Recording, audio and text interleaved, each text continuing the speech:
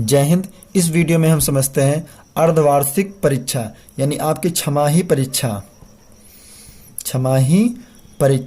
2022 यानी छमाही परीक्षा 2022 में पूछा गया प्रश्न पत्र यानी कक्षा 9 के लिए गणित का बहुत ही इंपॉर्टेंट प्रश्न पत्र जो आपके एग्जाम में भी आ सकता है। और आपका पेपर यदि हो गया तो आप कमेंट बॉक्स में हमें पेपर के क्वेश्चन बता दीजिए, हम आपको उसका आंसर बता देंगे। तो क्वेश्चन पेपर हल करना बहुत ही अच्छा होता है, क्योंकि क्वेश्चन पेपर हल करने से आपको पता होता है कि आपके प्रश्न पत्र कैसे आएंगे। तो आप नहीं हल किए हैं तो अच्छे से हल कर लीजिए और हम आपको बारी बारी से क्वेश्चन हल करवा देंगे। तो गणित का प्रश्न पत्र कक्षा 9 के लिए बहुत इंपॉर्टेंट है, ध्यान से समझिएगा। समय दिया है आपका 3 घंटा 15 मिनट, पूर्णांक दिया है आपका 70। फिर क्वेश्चन में देखते हैं खंड आ क्या कह रहा है हमारा, बहुविकल्पीय प्रश्न। खंड आ बहुविकल्पीय प्रश्न, प्रत्येक परिमेय संख्या है, यानी खंड आ में आपको बहुविकल्पीय प्रश्न के आंसर बताने। तो प्रत्येक परिमेय संख्या है, ऑप्शन दिया एक प्राकृत संख्या, एक पूर्णांक संख्या, एक वास्तविक संख्या, एक पूर्ण संख्या। तो भैया हमने आपको पहले वीडियो में बता चुके, कक्षा 9 में गणित का पहला जो वीडियो पढ़ा है उसमें से आपके सत्य असत्य के आंसर दिए हैं, क्वेश्चन दिए हैं। उसमें हम आपको बता चुके कि प्रत्येक परिमेय संख्या एक पूर्ण संख्या होती है। ऑप्शन डी इसका करेक्ट आंसर है, यानी ऑप्शन डी इसका बिल्कुल करेक्ट आंसर है। फिर क्वेश्चन नंबर 2 कह रहा है दो परिमेय संख्याओं के बीच में क्या होता है। तो ऑप्शन भी दिए हैं आके, कोई परिमेय संख्या नहीं होती, ठीक एक परिमेय संख्या होती, अपरिमित रूप से अनेक परिमेय संख्याएं होती हैं, या केवल परिमेय संख्याएं होती हैं तथा कोई अपरिमेय संख्या नहीं होती। तो इसका जो आंसर है वो सी इसका करेक्ट आंसर है।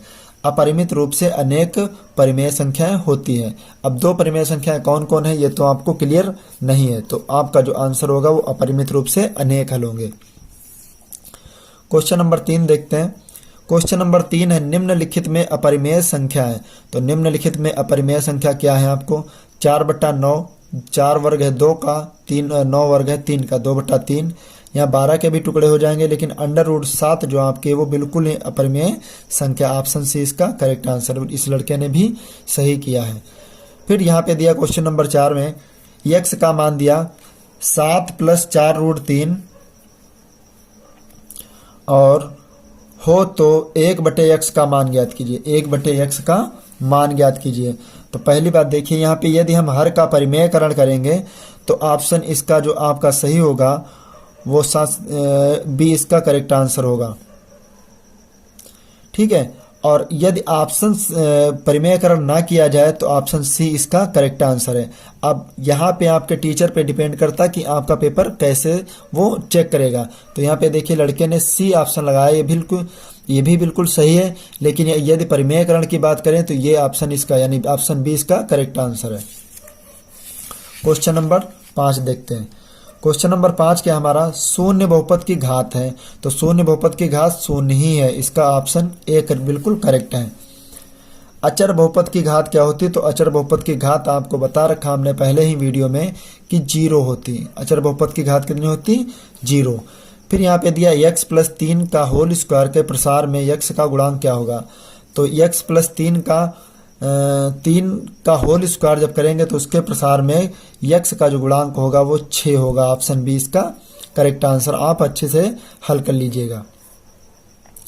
फिर दिया है x² - 9y² के गुणनखंड है। x² - 9y² के गुणनखंड है। तो कौन कौन गुणनखंड है ये भी आपको ध्यान रखना है, यानी x² - 9y²। यहाँ पे हम आपको हल करके भी बता देंगे, यानी क्वेश्चन नंबर आपका जो 7 दिया 7 भी बताएंगे और क्वेश्चन नंबर आपका 8 भी बताएंगे। तो क्वेश्चन नंबर 7 क्या है, x + 3 यानी x + 3 का होल स्क्वायर। तो ये a² + b² + 2a × b। तो x² + 3 3 9 और 2 3 6x। तो यहाँ पे यही कहा x का गुणांक, तो x का गुणांक क्या दिया है आपका 6। इसका ऑप्शन बी बिल्कुल करेक्ट आंसर है। फिर क्वेश्चन नंबर 8 दिया है x² - 9y² तो एक्स स्क्वायर का स्क्वायर रहेगा, 9 का वर्ग होगा, 9 वर्ग होगा 3 का, 3y स्क्वायर यानी a माइनस बी और a प्लस बी। तो x minus 3y, x minus plus 3y किस ऑप्शन में दिया है? ऑप्शन ए इसका करेक्ट आंसर है। X plus 3y, x minus 3y इसका बिल्कुल करेक्ट आंसर है। फिर क्वेश्चन नंबर 9 क्या कह रहा है? क्वेश्चन नंबर 9 कह रहा है यदि बिंदु 2,0 रैखिक समीकरण 2x प्लस 3y बराबर k का एक हल है तो k का मान ज्ञात कीजिए। k का मान ज्ञात कीजिए। तो भैया यहाँ पे x का मान दिया 2 और y का मान दिया 0, तो k का मान कैसे हल करेंगे? 2x प्लस 3y, 2x का मान 2 और 3 गुणे y का मान 0, 2 दूनी 4 और 3 का मान क्या होगा? 0 से गुणा करेंगे तो 0। तो जो k का मान आया वो आपका 4 ही करेक्ट आंसर है, यानी ऑप्शन ए इसका करेक्ट आंसर है, बिल्कुल सही। फिर कहा है रैखिक समीकरण 2x माइनस 5y बराबर 7 का, अब यहाँ पे ये बताना इसमें कितने हल होंगे? एक अद्वितीय हल है, 2 हल हैं, अपरिमित रूप से अनेक हल हैं, या इनमें से कोई नहीं। आप देखिए यहाँ पे एक समीकरण दिया, तो यदि x का मान रखेंगे अलग और y का अलग, जितनी बार चेंज करेंगे उतनी बार आपके आंसर जो है बिल्कुल अलग अलग आएंगे, तो इसके अपरिमित रूप से अनेक हल है। ऑप्शन सी इसका राइट आंसर। y अक्ष पर स्थित बिंदु के निर्देशांक का रूप होता है, तो भैया हमने आपको बता भी रखा यदि y अक्ष पे स्थित होगा तो x का जो मान होगा वो क्या होगा? 0।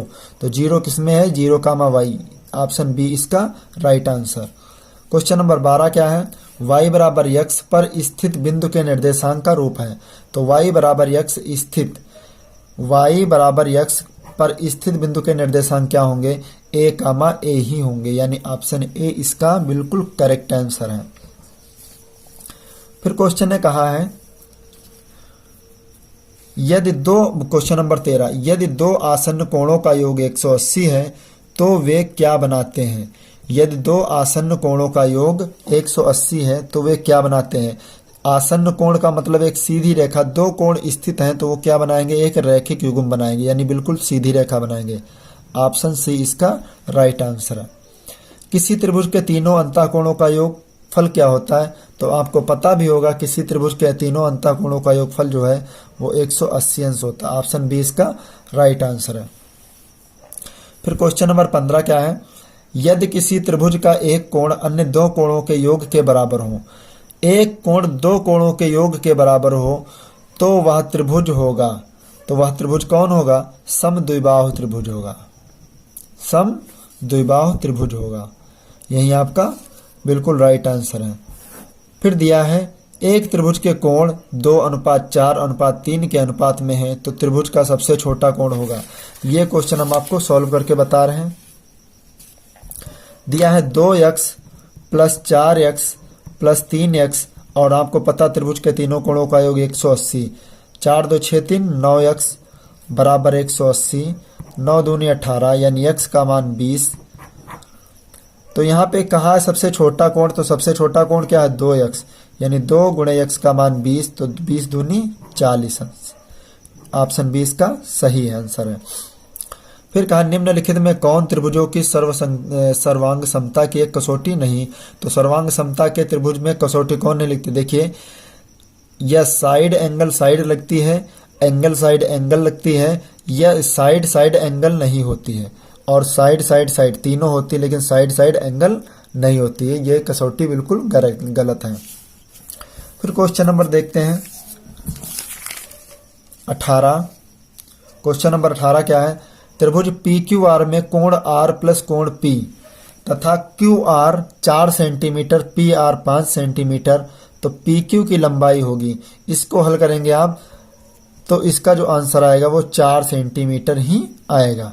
कोण R और कोण P तथा कोण QR का मान 4 दिया है और PR का मान दिया है 5, तो PQ की लंबाई जो आएगी वो आपकी 4 आएगी। आप अच्छे से इसको हल कर लेना। त्रिभुज PQR में यदि R बड़ा है Q से तो भैया यहाँ पे ऑप्शन जो दिए वो PQ बड़ा होगा PR से, ऑप्शन बी इसका राइट आंसर है। फिर क्वेश्चन नंबर 20 दिया त्रिभुज ABC सर्वांग समय त्रिभुज PQR के, तो BC के संगत भुजा है। तो BC के संगत भुजा कौन होगी? जब त्रिभुज सर्वांग सम और बराबर हैं तो BC के संगत भुजा QR होगी, QR होगी। अब खंड बा में जितने भी आगे के क्वेश्चन दिए हम आपको इसी क्वेश्चन पेपर के पार्ट 2 में हल करवाएंगे। जितने भी क्वेश्चन हो जाएंगे हम कोशिश करेंगे कि सारे क्वेश्चन पार्ट 2 में ही हल हो जाएं। ओके, तो आई होप ये क्वेश्चन आप लोगों को समझ आए होंगे। मिलते हैं नेक्स्ट वीडियो में, तब तक के लिए जय हिंद।